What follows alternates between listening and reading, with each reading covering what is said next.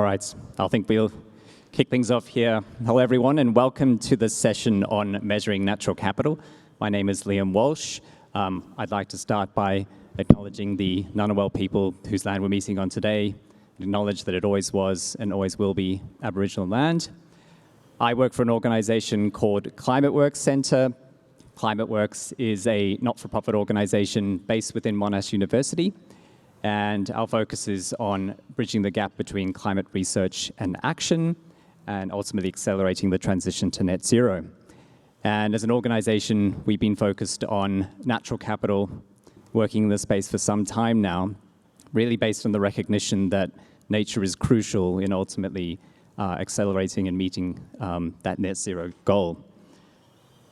One of the often cited challenges in this particular space is that, and we heard about this in a previous session, is that nature isn't effectively accounted for in decision-making, particularly in economic decision-making.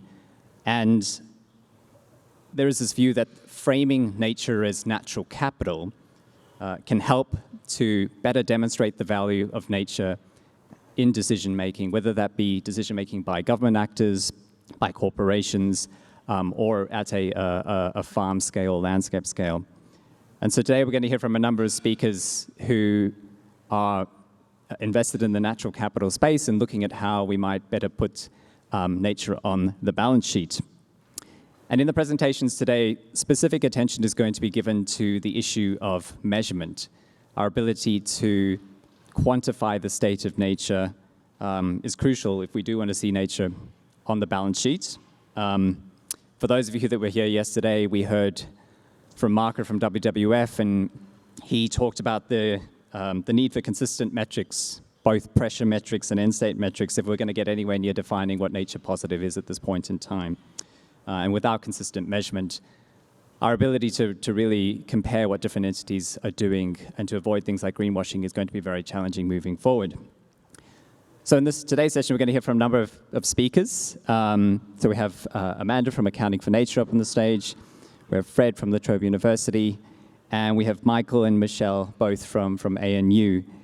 And in terms of format, we're going to have a couple of presentations first, about 10 minutes each of presentations. If you could just note down any questions that you have whilst these presentations are being made, and there'll be some time for that at the end. We'll then go into a discussion session where I'll pose a couple of questions to the group, and then, as I said, we'll have some time at the end for some of your questions. But maybe to kick things off, we might hand over to Amanda to speak first. Amanda?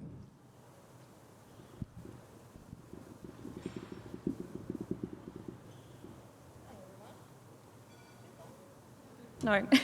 Oh, perfect. Thank you. So my name is Amanda. I work at Accounting for Nature, and I'm here today to try to explain what the Accounting for Nature framework is and how environmental accounting fits into our framework.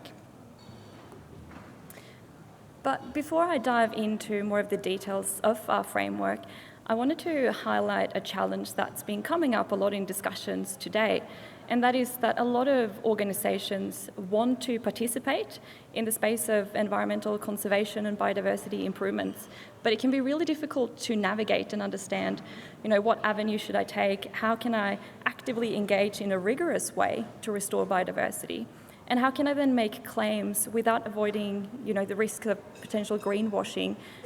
So there's a need for scientific rigour behind what organisations are presenting, and especially now going into the space of where companies want to become nature positive, it's really crucial that we get all the elements right to make sure that companies can say that they are becoming nature positive and have the actual science and data to support those types of claims.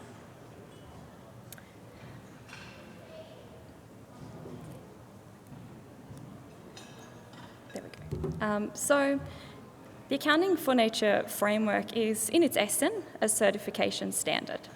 And what that means is that we provide the rules and the guidance and the structure for how to develop what we call environmental accounts, which is where we put the environment into balance sheets.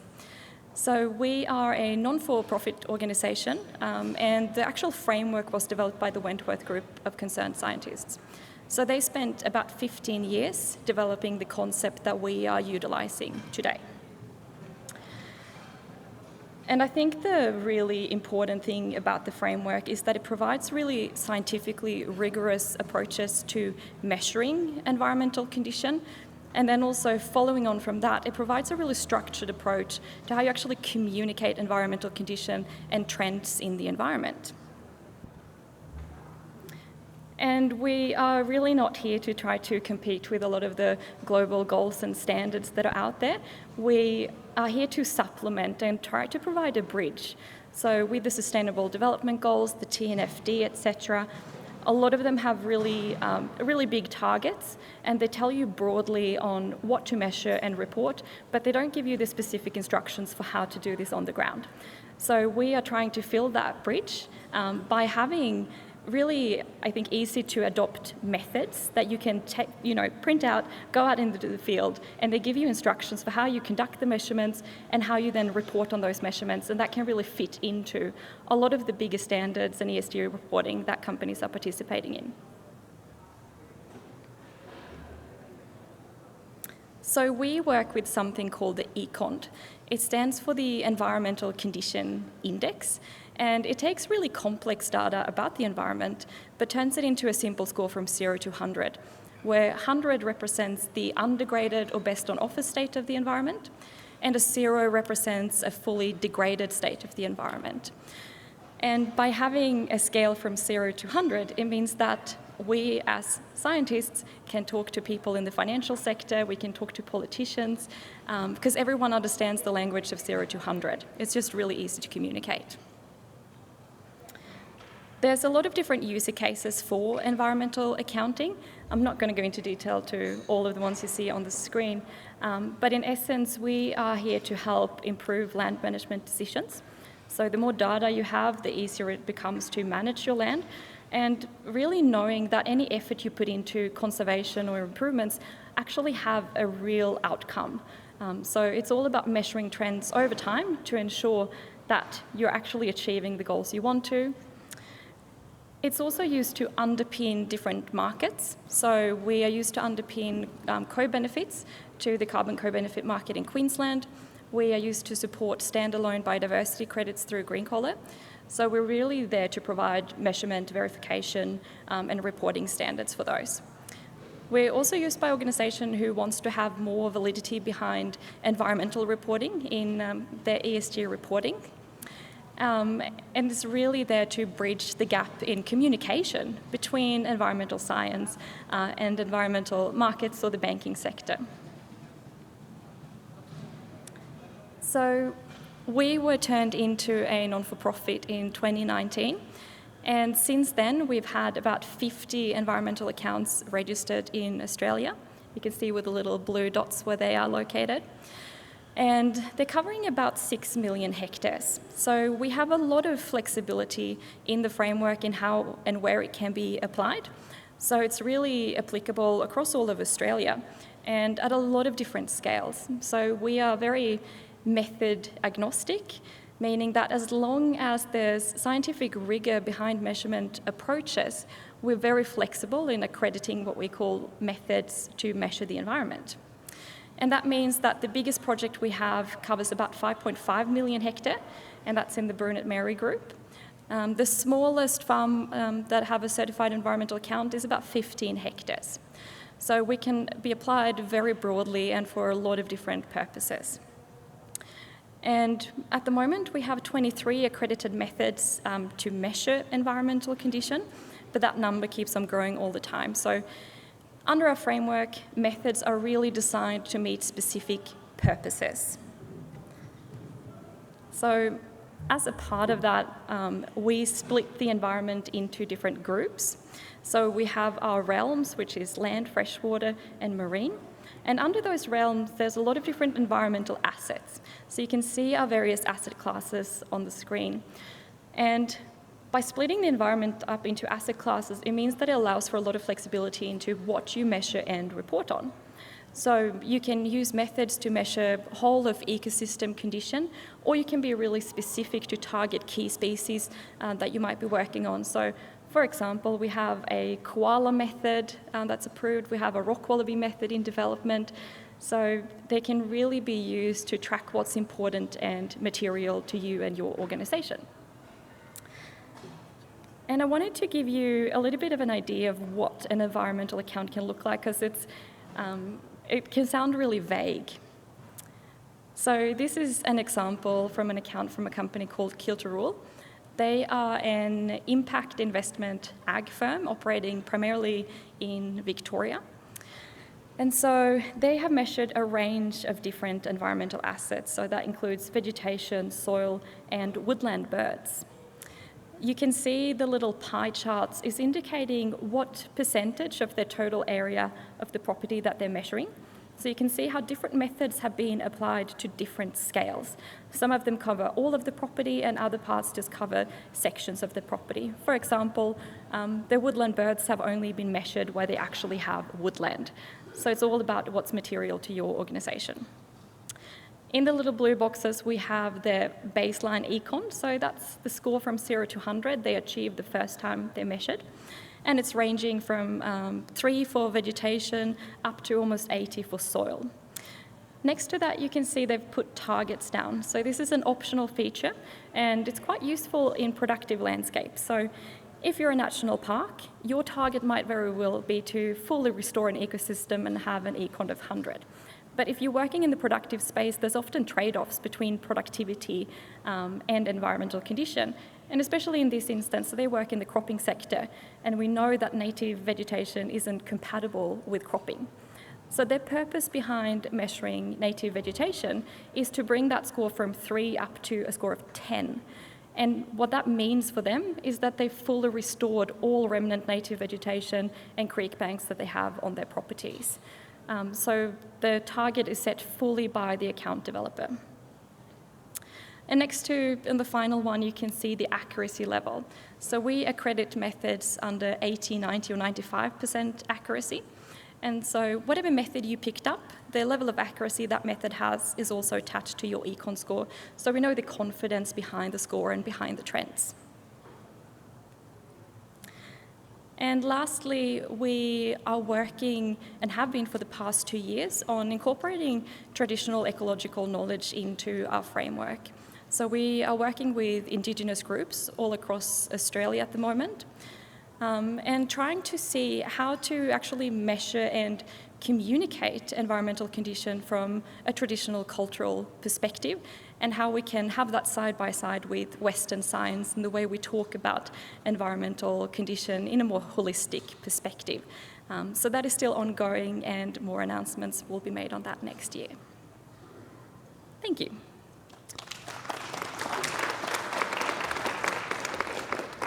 Great, thank you, Amanda. Perfect timing as well.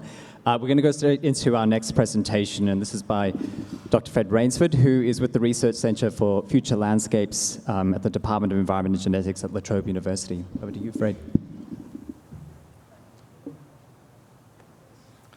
Okay, today I'm really filling in for Jim Radford, who's been driving this farm-scale natural capital accounting project at La Trobe.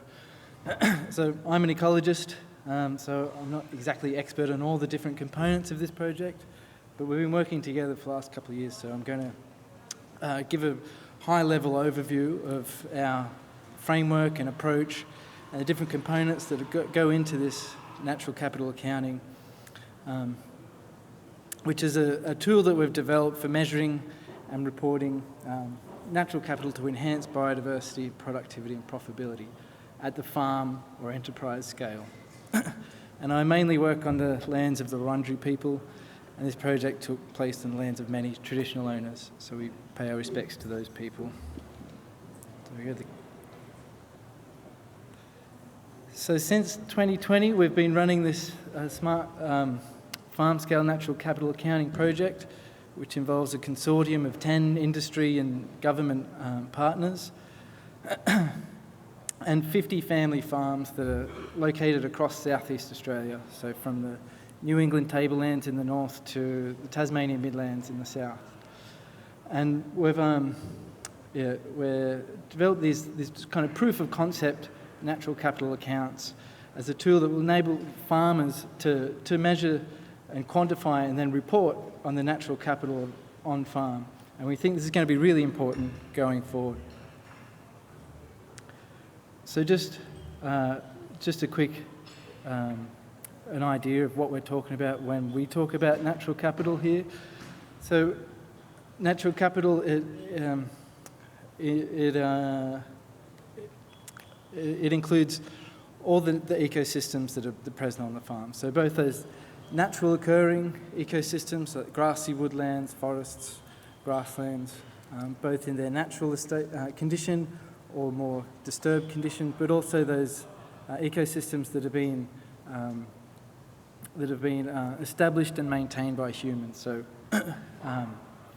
sown pastures, crops, planted tree lanes. And so for us, natural capital doesn't refer to naturalness or nativeness per se, but it's rather refers to the ecosystem type, which has a defined spatial extent and then a related set of attributes or characteristics that can be measured, and these define the capacity to provide a range of ecosystem services. And so we'll go fast through these animations. And so the ecosystem services yield benefits to society, and these can be private benefits, so increased profit for farmers, or they can be public benefits, including carbon sequestration, water quality regulation, biodiversity conservation.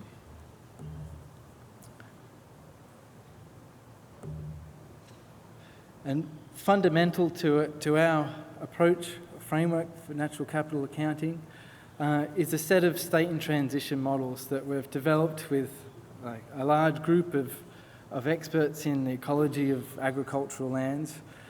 And these are based on the original vegetation of an area, and they allows us to assign an ecological type and condition to all areas of the farm. So these range from sort of remnant reference, what we call a reference condition, or best on offer, through to slightly modified areas for production that might still maintain to woodland structure, so in this example, to more modified grassland states, through to highly modified production areas like sown pastures and crops.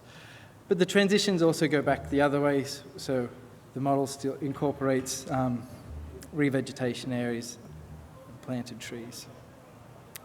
And so using these state and transition models, we can assign the ecological condition state to all areas of the farm and generate maps like this one that show, so this is an example of a mostly cropping enterprise, where you see large areas of grey, of sort of areas of crops, those more yellowy, orange, beige colours, areas of horticulture, and there's patches of remnant woodland indicated by shades of green. And so these different colours represent the natural capital assets. And so then from these maps, we can then create the table for an asset register of all those different ecosystem types. And then we take that in a snapshot in time, and then we can measure change over time. So this example in the table is a hypothetical example where I think we can see some slight improvement in woodland conditions, where they've gone from a woodland 4 to a woodland 3. And so this is the foundation of this natural capital account in our project. We also classify grazing condition, and this is separate to ecological condition. So it's not a measure of nativeness, but it's a measure of the quality of the grazing, of the pasture. So it includes metrics around cover, basal area, palatability. But these can also be mapped across the farm and used to track changes over time.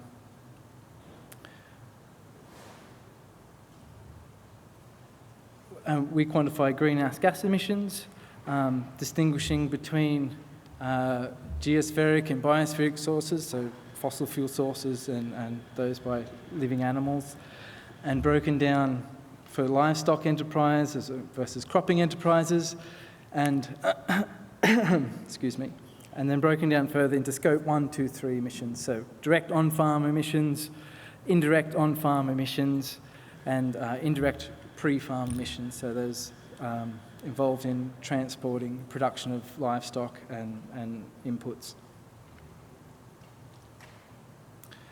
We then model carbon sequestration using Flint Probe. So these lines represent different sources of above ground carbon and then projected over time into the future based on assumed constant growth. And then and that allows us to then create the bottom graph, which is the balance. So the above the line is emissions, and below the line is sequestration, and it's broken down through the different sources. And then the last two bars at the end show the net values for the farm. So the red bar is including those scope 3 emissions, those pre-farm emissions, and then the black bar without those scope 3 emissions.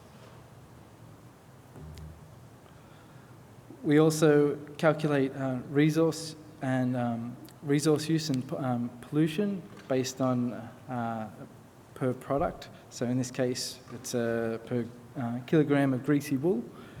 I'm not going to stay on this one too much, so getting a bit out of my depth here. But something I'm a bit more familiar with is that we also had the opportunity in this project to do some primary research into how this natural capital accounting framework relates to the biodiversity and ecosystem service values of the farm. So how can we capture biodiversity and ecosystem services in a good way in natural capital accounting framework? So we surveyed these different things across the 50 farms. We got to drive all across the country, taking boats and planes and everything. And then we relate these to the different natural capital elements. So for example, we can model bird diversity across the farm. So in blue it's all birds, and then the green is woodland birds, so a key group of conservation significance. And we can generate these maps of predicted bird diversity and then quantify the area of the farm that provides good to outstanding quality habitat for those different groups. And this is just another example of a different structured farm. And we can model and map and quantify the diversity and abundance of decomposers, and we're also doing the same for pollinators and beneficial invertebrates. So this is a way of quantifying the ecosystem services of the farm. And we measure ground cover as a proxy for soil condition here. We're also exploring other ways to measure soil condition at the farm scale. And these, so in red, indicate areas of poor performance. You can track the performance of different areas over time.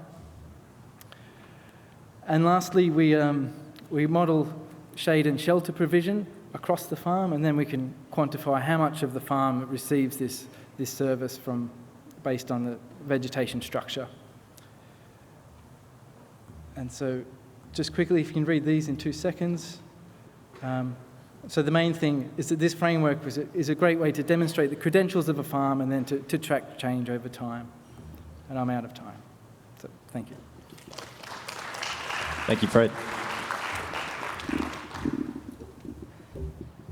And for our final presentation, we'd like to invite Dr. Michael Vardon, who's Associate Professor of Environmental Accounting at the Fenner School of Environment and Society from ANU up, along with Michelle Young, who's the Project Director of Sustainable Farms, and both of them will speak to the work that they're doing.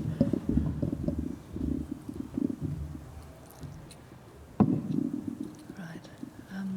Thank you, everyone. So I guess I wanted to start our talk with just thinking about putting Michael's talk into a sort of supply and demand context.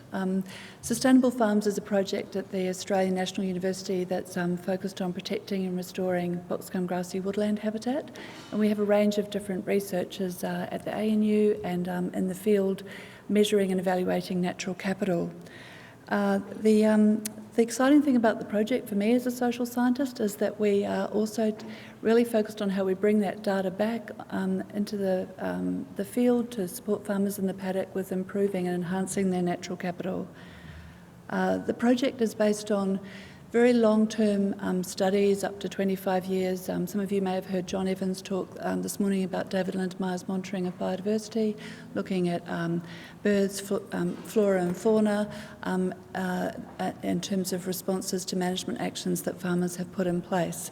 And we've drawn the evidence from those long-term studies into an extension framework that's focused on supporting farmers to build natural capital on their farm through enhancing dams or rehabilitating riparian areas, the typical projects that Landcare and NRM regional organisations have been putting in place for years. So trying to build the capacity on the ground. We know that obviously thousands of farmers have already implemented those projects, and that's given us the opportunity to develop these learnings. The problem that we face is that woodlands are in decline, so we're working on the ground in sustainable farms to try and support that at a farm and at a regional level, but we wanted to understand in 2018 what the landscape looked like in terms of boxgum grassy woodlands. So we started a project with the National Environmental Science Program to get Michael Vardon to look at the environmental account. So I'll hand it to Michael. Yeah. Thank you very much to Michelle, and thank you to the Australian Land Conservation Alliance for convening this. It's certainly been a good conference. I haven't been to as much as I want to. Also to the sponsors, and thank you to Fred and Amanda. They've actually covered a little bit, so I'll be able to skip through some of mine on that. How do I advance that? Top one? The big one. Big one. There we go. We've gone backwards. Okay, part of what this is, Fred's covered this very well, so I'm not going to go into it again. But what I'm going to say is we're looking at this is accounting, we're interested in transactions. In this sort of accounting, we've included the environment as a transactor. That's the key. That's the big breakthrough.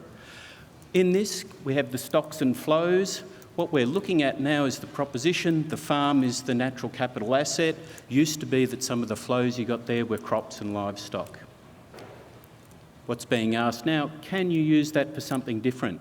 Can you sell some of the ecosystem services? Can you sell the carbon? Can you sell some of the biodiversity and the services associated with that? What this is about is scaling. So we have the farm level being done at one level, then we have local, call it regional, state, national, and then global. So, that was what I meant to have up on the screen. Sorry, it wasn't. And I keep pressing the buttons. You'd think I'd be used to this. Okay. Part of what we wanted to get to this was the slide that I skipped. What was the standard? Okay, spoken a little bit about standards. This is the system of environmental economic accounting adopted by the 194 countries of the United Nations in 2001 as the international standard for ecosystem accounting. Also included within the Task Force for Nature-related Financial Disclosures has a system of accounts. It's not just one account, there's 5 connected accounts. Monetisation is the last step, it's not the ultimate goal. Accounting is not always about money. So, it's available, it's free, we teach it at the ANU, it's taught in other places as well. It's a phone book. You can go and look it up, you can ask people like me if you want more information. Okay, key is it's scalable. The accounting is always scalable, the data has to be scalable too. In this, Michelle and others in the team looked at the farm level data. We were then trying to put that into context. How does that work? We tried to build accounts for an entire endangered ecosystem, the boxgum grassy woodlands, one of the most endangered ecosystems in Australia. So to do that, we needed data. And there's a lot of data. Some of it satellite, some of it on ground. We're trying to link it to the economic and social data as well, the benefits and the beneficiaries, trying to put that all together to get integrated monetary and physical accounts. Now we've got some results. We've already seen results from others. We see here changes in the area of boxgum grassy woodland. Why is that? Some of it is natural, some of it's human-induced, and some of it's probably an artefact of the data. We've got to unravel that. When we're doing it at scale, it's much harder. We're trying to do this for an area 3 times the size of Spain. It's about 1.4 million square kilometres. This is a big area. Okay, we looked at the change in extent across different areas. You can compare it. You can see where it's got better, where it's got worse, if I can get that up, and where there's been not much change at all. You can not only compare it, you can then look at it in maps. You can see the best area versus some of the worst areas. You can then try to see why is there a difference. And in some of the best areas, you find they've spent a bit of money. They've done lots of activities. There's also been other activities in other areas, but for some reason they haven't worked. Is that because the activities weren't right, or is it because it didn't rain enough? We've got to figure out those differences. We looked at this for the boxgum grassy woodlands, and we looked at it particularly for the Environmental Protection and Biodiversity Conservation Act. Had implications for offsets and offset tradings, particularly in New South Wales. We published it, you can look it up. But we did this for a reason. Accounts are not an end in themselves. They're part of a decision-making process. What decisions do you want to make? How will it fit in? And that's the beauty, I think, of the SIA. It doesn't tell you what to do. It provides the theory and the concepts for how you should do it. Doesn't mandate any condition indexes, doesn't mandate anything. It tells you how you should go about it. Can be done at any scale, farm level, regional, national, global even. So, with that, I'll hand back to Michelle. I guess a key thing about the accounts for me is that despite the fact that people have put so much investment and an effort into the restoration of the woodlands, we still have a long way to go. So in terms of where we go next for sustainable farms, we're thinking about how we could use our data sets to help bring investment onto farms in the woodlands, looking at how we can support our partners through a project that we're doing with the New Futures for Victoria Landcare initiative, which is aiming to bring farmers together to develop landscape plans, and we're trying to explore how we can use our data sets to give investors confidence to be able to invest in these types of initiatives, and also using the data sets to provide the standards, metrics and indicators for the development of the nature repair market. So it's a rapidly changing space, but the interesting thing is for us here is how we can bring science into connection both with the landholders in terms of helping assisting them in terms of the data, and aligning that to the requirements that investors have for credibility and confidence with our data sets. So yeah, thank you.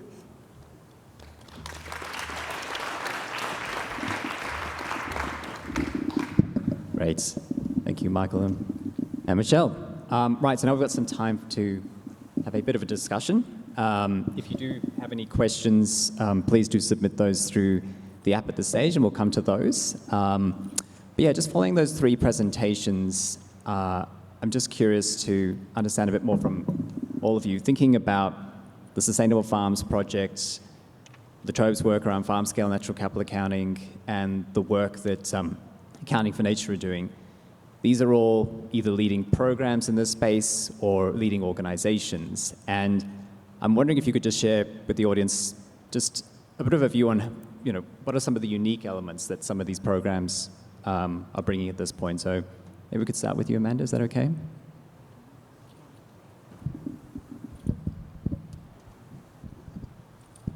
Yeah, so I might just start by talking about what we are doing that I think is slightly different from what you guys are doing, and I'll hand it over to you. So I think in its essence, our key focus is on environmental condition measures. So we don't go into flows or services or putting dollar values on the ecosystem. We also provide independent third-party verification of environmental data, which is really important if you're trying to access any market space or need that extra rigor behind what you do. And Lastly, what I think we do, which is really important, is focusing on communication. So how do you create a really deep transparency surrounding what you're measuring and how you're measuring it, but then are able to communicate that in a language where everyone understands in a very simple essence what that environmental condition is actually like.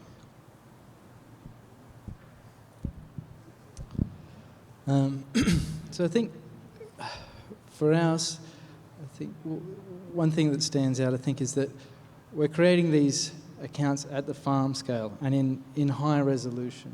So, and they're spatially explicit, high resolution, so you can track a point change in time, and we're developing these in an iterative process with farmers. So it's a back and forth. They're informing the accounts while we're sort of developing and modelling, and we're quantifying the ecosystem services that these natural capital provides. And I think that's one of the unique things that stands out here. Oh, I think the key advantage of the SEER is that it's scalable. You can do it from the farm level right through to other things, to the national level. The other thing I'd point out that it's not just about detecting change, it's about attributing change. You have to know the reasons why things changed. Investors are looking for where they can get for the most for their money. So they want to know where they can do that. To do that, they need some sort of map, they need some sort of global picture. Where can they do it? The other part is governments. They don't just want to know where they can get the best value for money. They want to put the money into where it is needed most. So I think this is where we get to the picture. You need a broader picture to say, where is it needed, and then where can you get the biggest bang for your buck? The accounts, when you're at this scalable level, can do that. And I keep coming back, it's not just about detecting change, it's about attributing change. I suppose the biodiversity data collection that we do, that's an experimental design that's done across the landscape. And one of the things that you see in pillars in these new frameworks is that landscape focus. So how that's the process that we're engaged in, is the landscape level monitoring, bringing things from the site to the farm to the landscape level. And having that focus on biodiversity, a threatened system and how it's changing over time. The time series across 25 years. And really, there's a role for each of these things, I think, and it's how we fit them together. I think that's actually really the exciting space we've got going forward. Great, thank you, Michelle. A couple of times during this conference, we've heard the term the TNFD, the Task Force for Nature-Related Financial Disclosures. And I'm just wondering, just thinking about some of the work that you're doing, both in the natural capital accounting space and just whether you could perhaps explain a bit to the audience just how some of the work that you're doing might relate to what some of the companies are going to have to do in terms of ultimately disclosing their nature-related risks and opportunities. So maybe we could start with you, Amanda. So we've worked really heavily with the design and development of the TNFD. So we've been a part of the advisory panel for the past 2 years. And in its essence, we fit really well into the first step of what they call the LEAP process. Sorry, more acronyms. But so what we really can help with is to locate and evaluate environmental resources and condition. We have a pretty structured way of making decisions surrounding what to measure and where to measure it through a materiality assessment, which is an essential component of the TNFD framework. And we then provide the methods and metrics for how you can actually start baselining your environmental condition data and then track changes to that over time. And so, yeah, we really fit into the early steps of what you need to do in order to then identify your potential risks and opportunity when you are working in the environment. Do others want to make a comment on the TNFD at this point? No?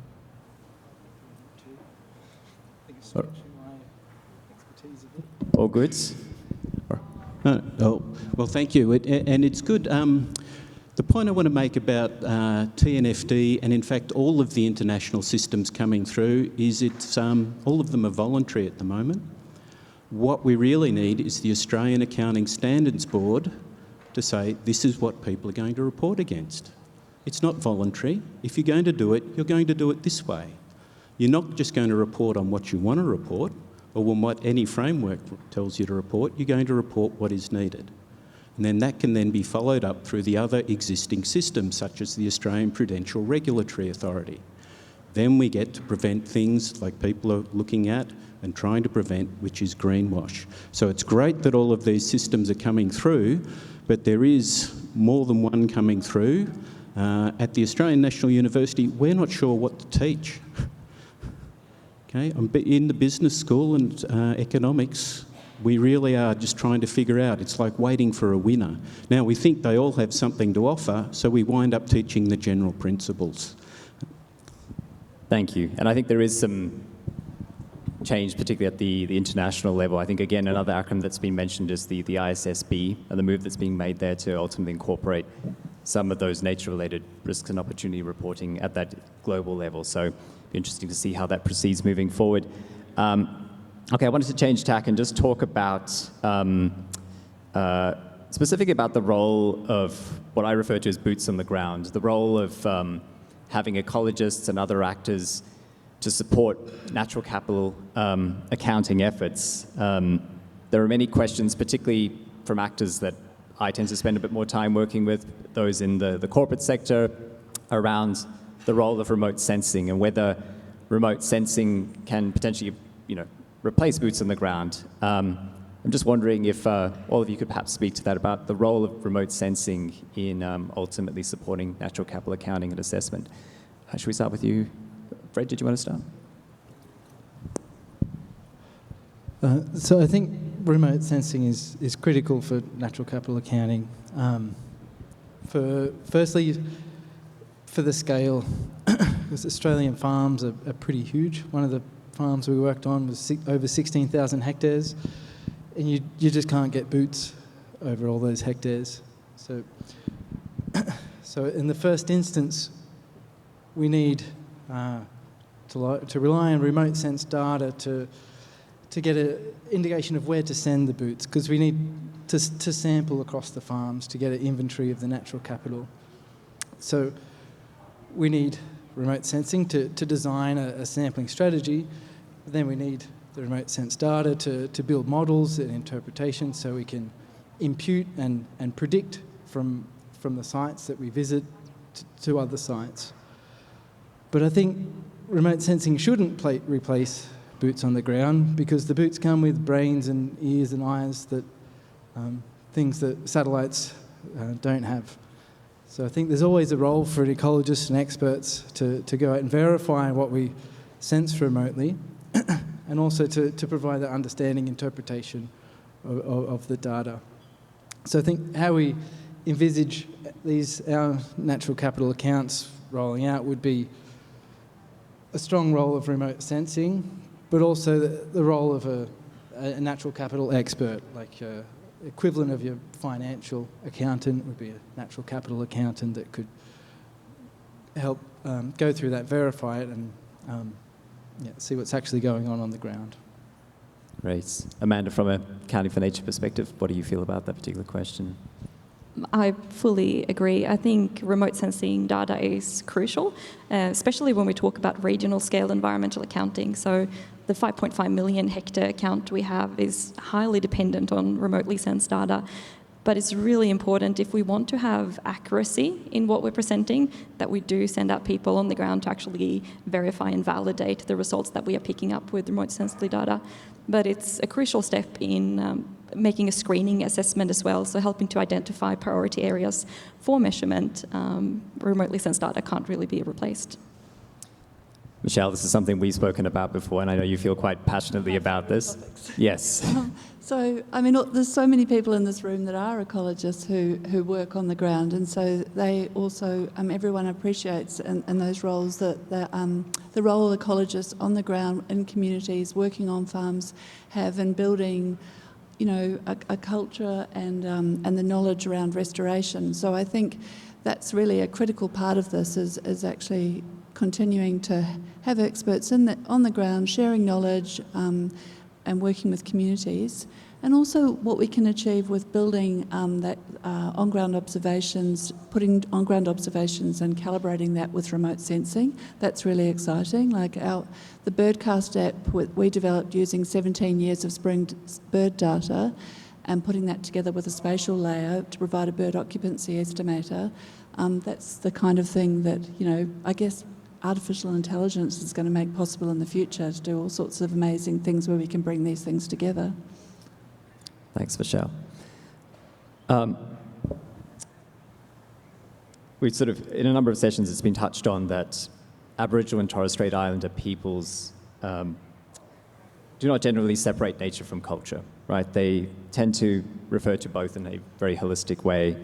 I noticed there was a slide that you brought up at the end, and just curious if you could maybe expand on that a bit, Amanda, just around, can Aboriginal and Torres Strait Islander ecological knowledge and cultural significance, like how does this potentially feature as part of a natural capital accounting and assessment approach?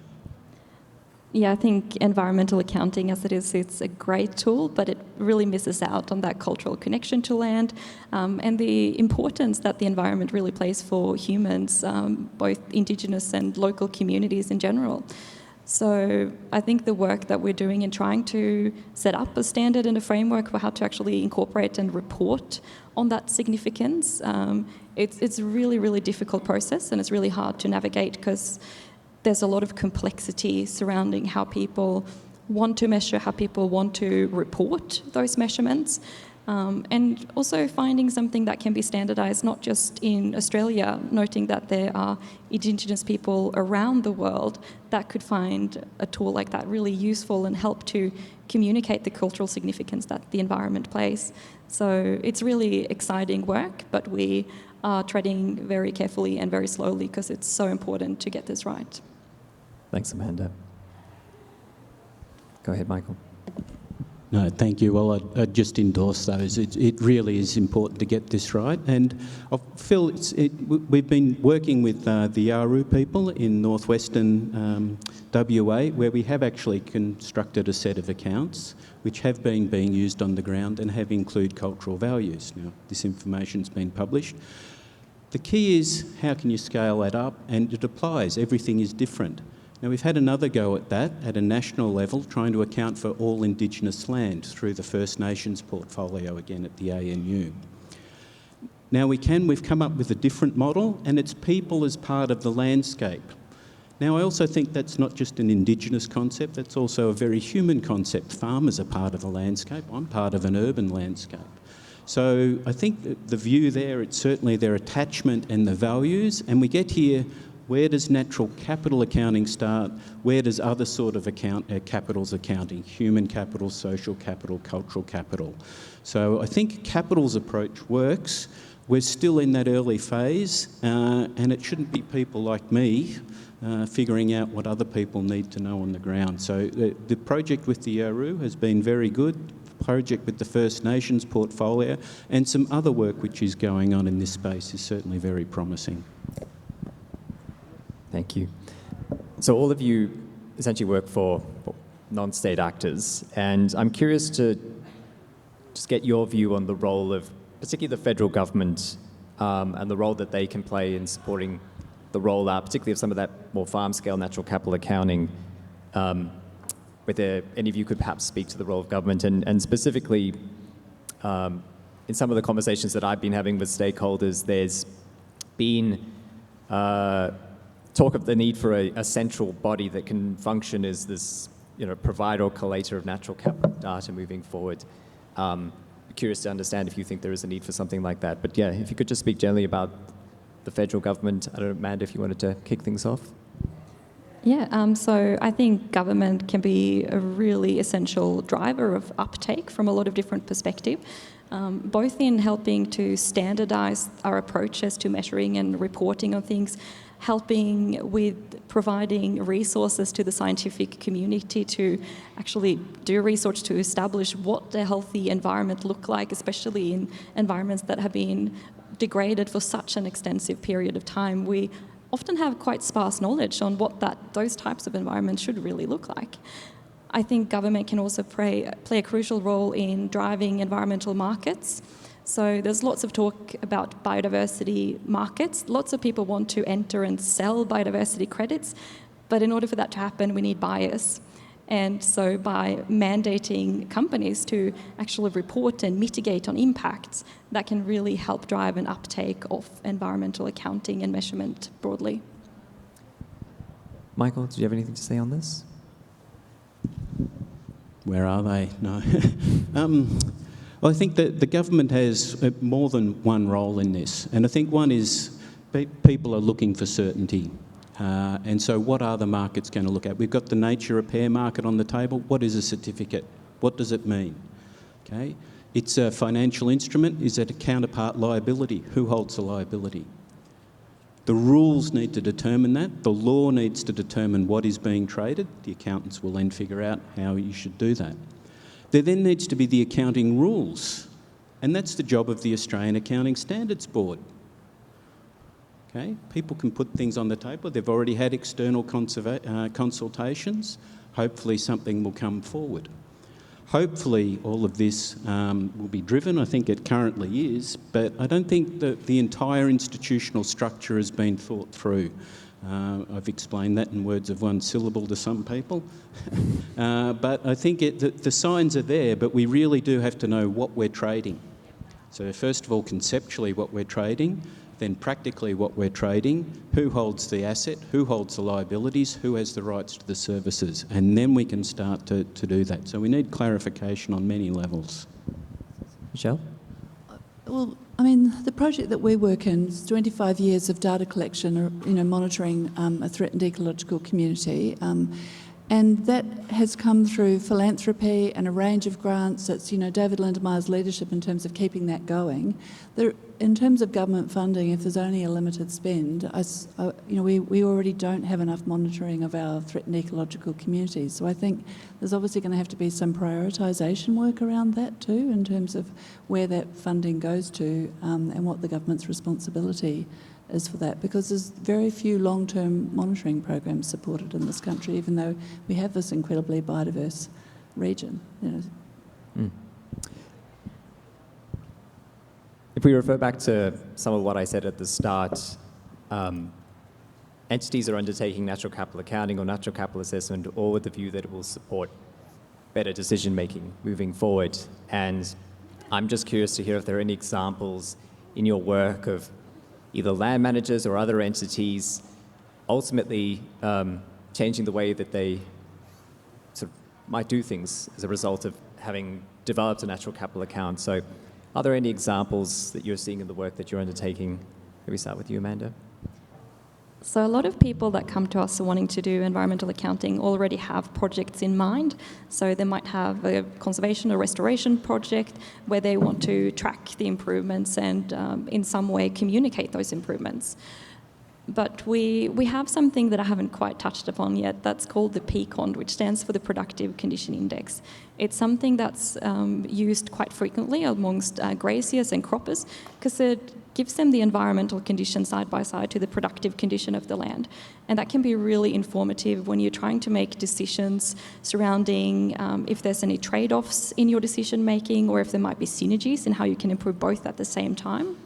So we've seen a lot of landholders finding that quite eye-opening and that the condition a lot of times might have been better than what they assumed or sometimes worse than they assumed. And that can really help them prioritising where to put their money and the actions into the ground. Thanks, Amanda. Fred, Michael, thinking about some of the actors you're working with, any examples of better decisions being made? Well, we're kind of at the wrong point in our project to fully answer that because these accounts, I think, are set to go out at the end of the month. So it's a bit early to have these accounts to have changed the actions. And I could just say this framework for these accounts isn't designed to guide to give management recommendations as such. So it's not about telling how much fertiliser to add to a paddock or whatever. but rather to give a snapshot in time of the condition of it at a paddock scale. So at fine scale resolution, you can see the condition of that paddock, and that can inform the planning, the strategic planning into the future. So you can have the map and you say, oh, we need more shade for our livestock, and you can see exactly where you can improve that, where the gaps are. Okay. So next year maybe we'll have some clearer examples. Good for the next PLC. No, I'd agree entirely with Fred. Accounts are always at the back of annual reports. It's only people like me who ever read them. Okay. So, and it's exactly it. They inform decision making, they don't make the decisions. Other people make the decisions. They're part of a decision making process, and they're not one-off exercises, they're annual exercises. That's what makes it accounting. Otherwise, it's just a one-off cost-benefit analysis. And we have seen it being used in a range of circumstances. Once again, I'll go back to the Yarroo because it's now in my head, where they've changed some of their burning practices based on some of the... Now, I'm going to say the information was summarised in the accounts. They already had the information, it was just consolidated. Now, part of what the accounts do, it shows you what you know and where the gaps are where you might like to know it. And you come back to that, when a farmer is making a decision, there's a lot of things that are going on. You know your current state, you know the current state of your land. You're then trying to make future predictions based on your expert knowledge. What are the prices, commodity prices going to do? What are the fertiliser prices going to do? What are the land prices going to do? Can I get enough people to work for me?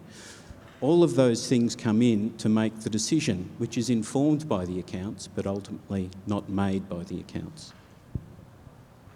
Thank you. I think we've kind of exhausted my questions for now. I'm now going to turn to some that are coming through from the audience. And we have one for Michael on the UNCEA, System of Environmental and Economic Accounting, sort of essentially saying that CEA was designed to be at a national level. Are you concerned that there are limitations, sort of including sort of non-use values limit at other scales? So essentially around sort of its application at other scales. It's applicable at any scale, and I think we've shown that in several studies. The fundamental concepts and the accounting structures apply at any scale you care. Now, I can go into a lot about that. You can come and attend the course at the ANU if you want to find out more. Can point the person to some papers. But it was designed by a lot of people with a lot of ground-up knowledge, and it can be applied at any scale at all of the concepts, all of the tables. And it's been adopted by other people, and elements of it are used in accounting for nature. Certainly their index, the econ, is based firmly on how you would construct an index in the CEA. But it's not the only index you could construct from the CEA. The nature repair market has come up a couple of times in this conference.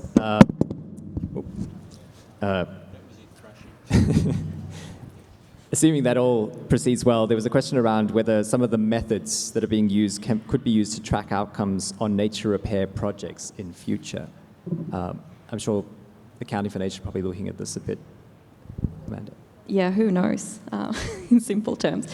I think we are really hoping so. We've put in a lot of grants together with other organisations to develop methods that can be applicable both under the nature repair market and the Accounting for Nature framework. But I think we're all very eagerly waiting to see the details of the nature repair market and get a better understanding for the type of data that they're after and what kind of rigour goes behind that data. Because as I mentioned earlier, we don't certify anything that has an accuracy below 80%. And so that's one of our, I guess, primary focuses is that will their requirements be as rigorous and line up with what we're currently doing? Thank you. I think we've touched on this a little bit, but there's a question around cost and whether that's a barrier to landholders and ultimately creating natural capital accounts. Do you think that cost currently is a barrier, and do you see that changing in future? We'd like to take a stab at that. Shortly, yes. I think cost, access to people who can help implementing it on the ground, understanding and navigating all the different programs and schemes that are out there are all barriers to uptake. As a non-for-profit, we really try to keep costs down as much as we possibly can for things like registration and certification. However, with that being said, actually going out and collecting field data can often be quite a costly thing to do, and especially if you're looking at having high accuracy data, if you're doing more intensive field sampling or sending off soil samples for lab analysis. There's lots of different grant programs out there that can help reduce those barriers, but they're definitely prohibiting some players from entering the space. Question here around barriers and challenges to upscaling these accounting methods towards industry or market scale adoption. Are there some other barriers that we've obviously sort of touched on cost, but are there some other barriers that we may want to highlight at this stage that need to be overcome? Michael? Yeah, well, I think it relates to this, and it's about the educational pathways. I mean, where are all these people going to come from? And at the moment, that's a big decision. So we need environmental scientists learning about accounting and measurement. We need accountants learning about environmental science. And there's a discussion at the moment with the Fenner School of Environment, Science and Society, with the Business and Economics School about how we try to get that exchange between the two. At the moment, the environmental and social governance course, everyone has got a job halfway through doing the course. So it's how do we build that up? I also think it gets to, it's not just, there are these accreditation of, I'm going to call them proprietorial systems for want of a better word, but it's how do you teach the core concepts? How do you get them through? How do you get to a professional standard? So we get to something like a certified practice accountant. So you have this pathway, you finish an accounting degree, you're not automatically a certified practicing accountant, you have to do some other steps to do that. So it's an educational pathway and a professional pathway. And as a university person, I'm certainly interested in that. And I'd encourage you all to do it, but the most boring course you'll ever probably do in your life is Accounting 101. But at the end of it, you'll get a job forever. I think I did Accounting 101 and didn't do so well in it. But yes, the natural capital space ultimately sees the worlds of ecology, accounting, economics, perhaps some other disciplines all coming together. So certainly an interesting space to be in. There's a question here around, will the ability to measure natural capital help landowners demonstrate their climate resilience or how they are mitigating climate risk? I think that's a yes. But did anyone want to speak to that question? I can start. It depends on, I think, how much you separate climate from biodiversity. I mean, we've seen examples of these types of environmental accounts, including not only environmental condition data, but also flows and services and even carbon stocks and emissions, which is providing a really holistic, I guess, view of what your organisation is doing and how you're tracking. I think overall, if you don't have consistently collected data, whether that be for environmental condition or with carbon emission, etc., you can't really make informed management decisions. So you need to have a structured approach to collecting that data, doing it repeatedly year after year, to really get an understanding for how you're tracking as an organisation. And climate risk is such a broad concept, so part of climate risk is direct climate impacts from things like bushfires, droughts, floods, events, etc. But there's also lots of different market risks that comes with the transition that we're seeing with climate change. And I think environmental accounts can really help underpin both of those to get a really good understanding of your operation and how you sit in a broader context by looking at landscape scale and regional environmental accounts. Often that type of data can be overlain with flood risks and fire risk and help you make those type of decisions. It can help pinpoint where NRMs or local governments should put in efforts to create, if it's fire barriers or other types of measure to reduce the direct risk. And then we see a lot of companies who want to reduce the indirect risk from making sure they have transparent reporting, they aren't, accused for greenwashing, and that they can actually find opportunities that comes from climate change and market developments.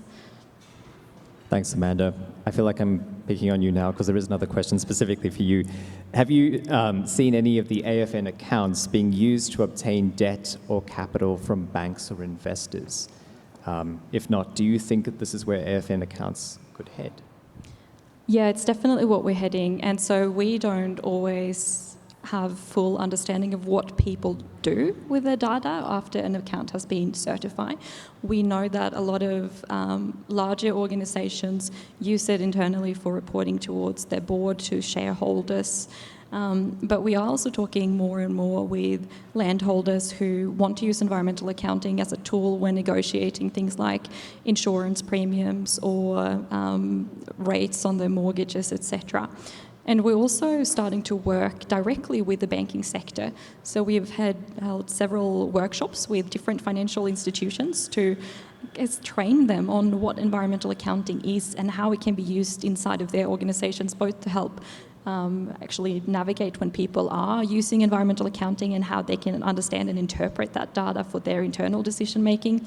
But we're also seeing a lot of banks wanting to actually do baseline reporting on properties before they go in and invest in them. So it's driven both from the consumer end, but also we see a really big demand from the actual finance and banking sector to wrap their head around what that means and how they can use it to inform their decision making.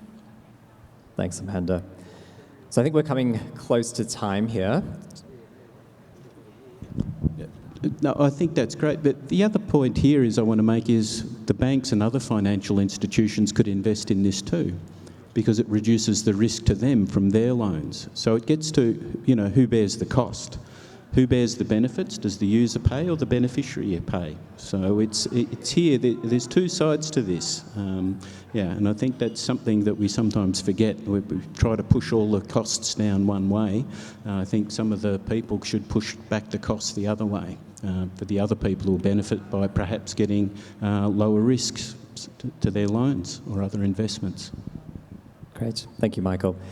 Look, I think we're coming up on time, so just wanted to check in and just see if we've obviously answered a lot of questions today, but anything else, any last comments, the things that maybe we haven't said at this point in time? Any last reflections? No? All good? All right, well, thank you so much, all of you, for joining us today. Been a really interesting discussion, and if you do have any further questions that you'd like to ask, I'm sure they'd be happy to answer those. But just thank you everyone for joining the session today.